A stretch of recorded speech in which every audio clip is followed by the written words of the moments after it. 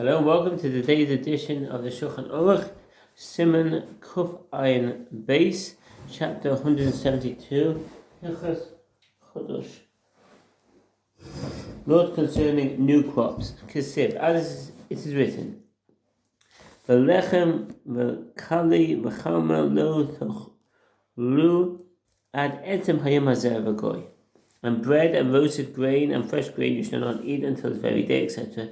This means that it is forbidden to eat any of the 5 species of grain: wheat, barley, oats, spelt, rye, from the new grain crop until after the offering of the Omer, which was offered on the 16th of Nisan. In a time where there is no Omer, as in our time, it is forbidden to eat the new crop the entire day. In countries outside of Eretz Yisrael, 2 days of Yom Tov are celebrated because of the doubt of the actual day of Yom Tov, was forbidden the entire 17th day until the beginning of the night of the 18th day.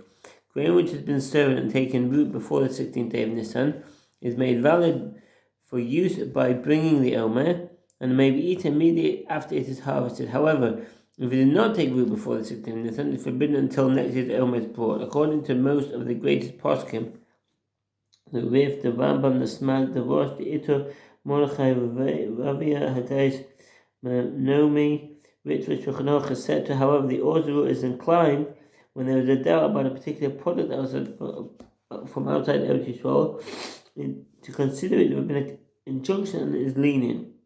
The Terumas Hadeshen says grain of non-Jews field outside Eretz Yisrael is chodosh, only as a rabbinical injunction, and the Bach Riva permitted entirely. Anyone who can should be strictly regard to chodosh outside of Eretz Yisrael. As most poskim say, it is deraisa, and certainly if you know it is chodosh, you should not even eat it. Even most of those who say it is not a deraisa say it is a rabbinical injunction. And that's Bor Halacha 489:10. The book prohibition, even outside Eretz Yisrael, is a scriptural prohibition. Therefore, we must pay careful attention to grain crops that sometimes sown after Pesach or so close to Pesach that has not taken root before the 16th of Nisan, such as barley and oats, and in some places also wheat, for they are forbidden until the 16th and 17th of Nisan of the next year. If it had taken root on the 16th of Nisan, it is permitted at the beginning of the 17th night of Nisan of the next year in any event.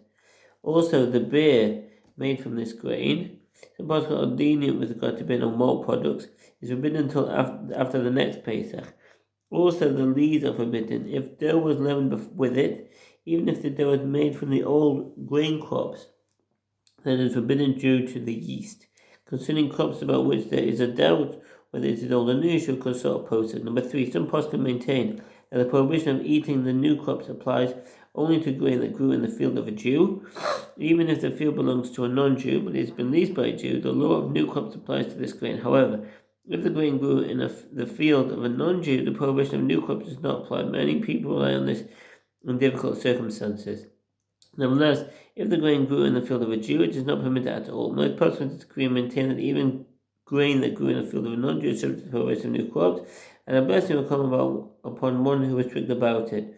All discussion of leniency pertaining to chodosh is only if grain is grown outside Eretz Yisrael. A chodosh in Eretz Yisrael is unequivocally prohibited deraisa with all ramifications. Thank you very much for listening, and wish you a very good day. All the best. Bye.